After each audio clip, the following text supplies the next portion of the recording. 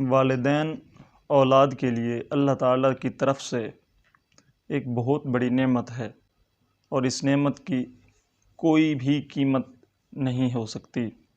اور جب والدین اس دنیا سے چلے جاتے ہیں تو پوری دنیا کی قیمت بھی لگا کر ان جیسی ہستیوں کو نہیں لیا جا سکتا۔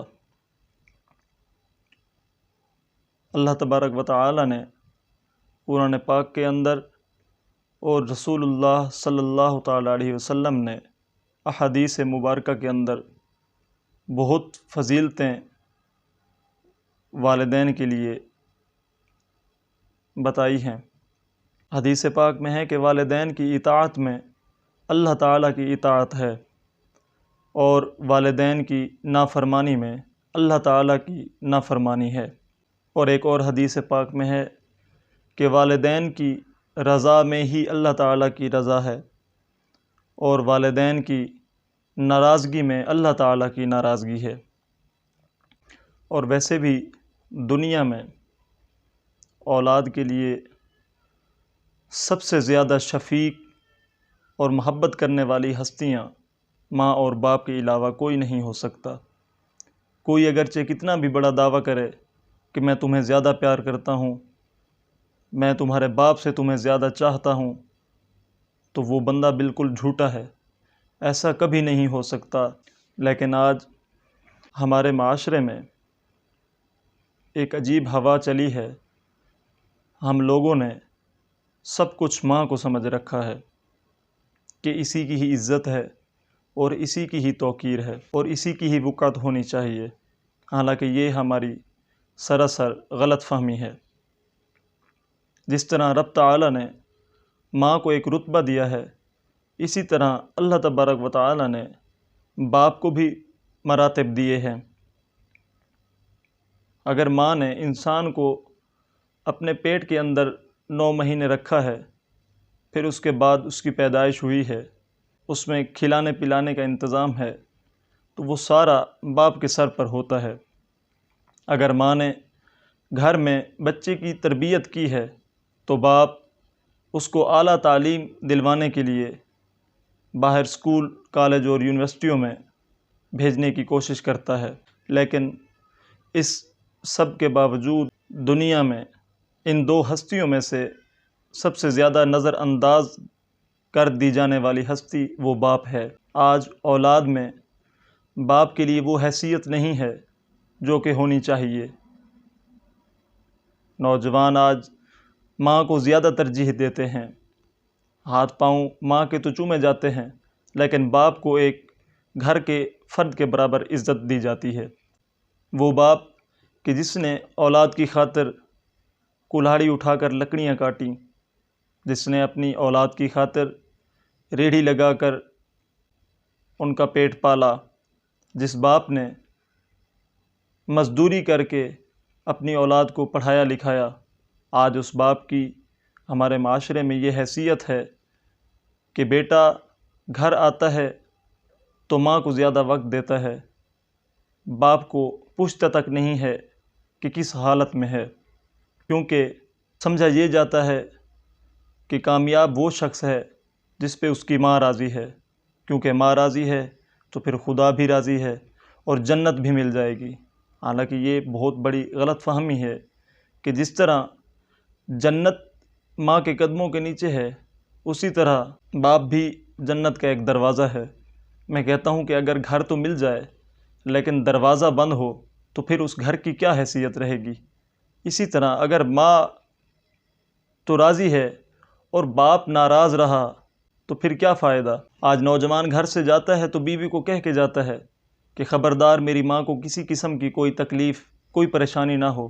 میں کہتا ہوں یہ جاتے ہوئے اپنے بیٹے سے بھی کہہ جاتے کہ خبردار میرے باپ کو کسی قسم کی کوئی پریشانی نہ ہو، اس کے کام میں اس کا ہاتھ بٹانا۔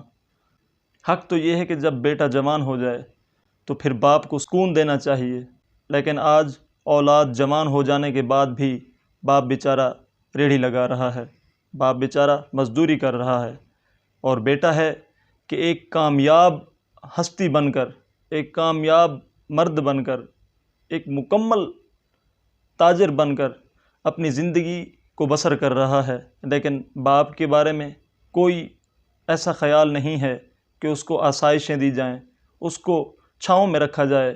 اب اس کے وہ دن نہیں ہیں، اس کے بڑھاپے کا احساس کیا جائے۔ نہیں، ایسا نہیں ہونا چاہیے۔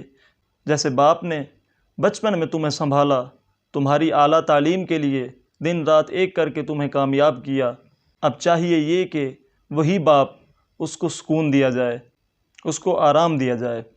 آج بیٹے کے پاس اپنے دوستوں کے لیے ٹائم تو ہے، ہوٹلوں پہ جا کے کھانا کھانے کا ٹائم تو ہے، لیکن باپ کے ساتھ بیٹھ کر چند باتیں کرنے کا ٹائم نہیں ہے، باپ کی طبیعت پوچھنے کا ٹائم نہیں ہے، باپ کی خدمت کرنے کا ٹائم نہیں ہے۔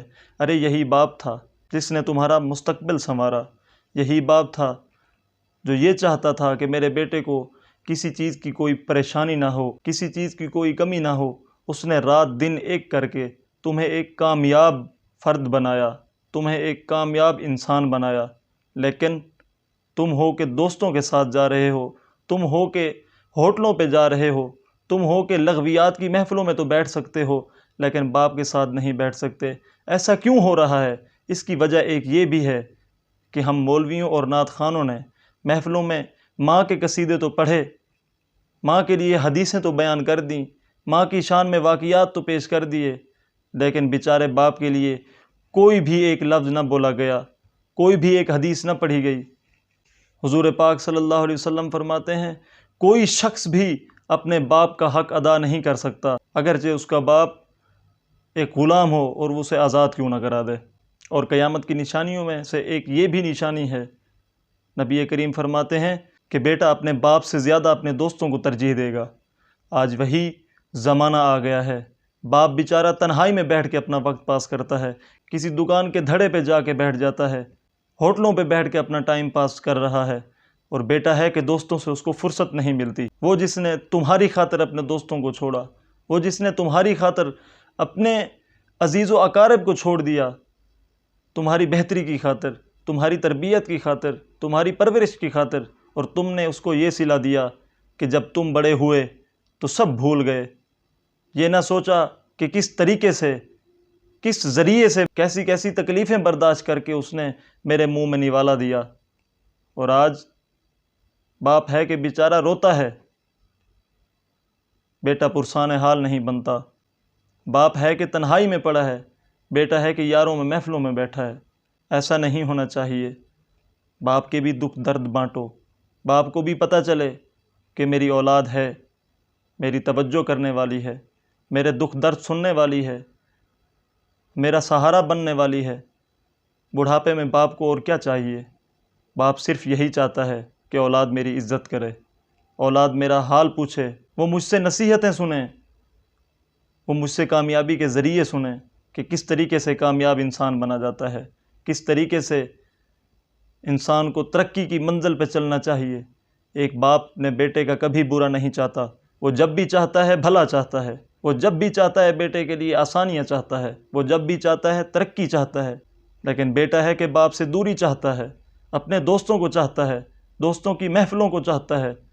سب سے بڑی بے وفائی ہے یہ کہ بیٹا جوان ہو کر اپنے بوڑھے باپ کو چھوڑ جائے، اپنے بوڑھے باپ سے دور ہو جائے۔ مروی ہے کہ ایک صحابی کے پاس حضرت عبداللہ بن عمر تشریف لے گئے اور پوچھا کہ جانتے ہو میں تمہارے پاس کیوں آیا ہوں؟ تو اس نے وجہ پوچھی تو آپ بتانے لگے میں اس لیے آیا ہوں کہ میرے والد کا تمہارے والد کے ساتھ بھائی چارہ تھا، اس لیے میں آیا ہوں کہ میں اپنے والد کے دوست سے ملوں، ان سے ان کے حالات پوچھوں، ان سے پیاری پیاری باتیں کروں تاکہ ان کو خوشی ہو اور میرے والد کو قبر میں سکون پہنچے۔ رسول اللہ صلی اللہ علیہ وسلم نے فرمایا کہ جو شخص یہ چاہتا ہو کہ میرے مرے ہوئے باپ کو قبر میں سکون پہنچے تو وہ اس کے دوستوں کو عزیز رکھے۔ تو جس اسلام میں باپ کے دوستوں سے بھی حسن سلوک کا حکم دیا جا رہا ہے تو اس اسلام میں باپ کا کیا مقام ہوگا؟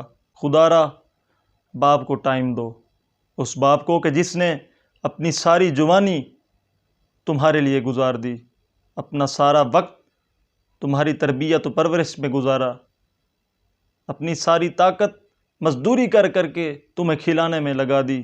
آج اس باپ کو اکیلا نہیں چھوڑنا چاہیے۔ جس طرح اس نے تمہیں گرم ہوا نہیں لگنے دی، اسی طرح تم بھی اسے اپنے پیار کے سائے میں رکھو۔ وہ جس نے تمہیں اپنی انگلی کے سہارے سے چلنا سکھایا، تم بھی اب بڑھاپے میں اس کا سہارا بن جاؤ۔ جس طرح آج ماں کی عزت کی جا رہی ہے، اسی طرح باپ کی بھی عزت کی جائے۔ اس طرح سے ان کی خدمت کرو کہ جنت کے ساتھ ساتھ دروازہ بھی کھلا ملے۔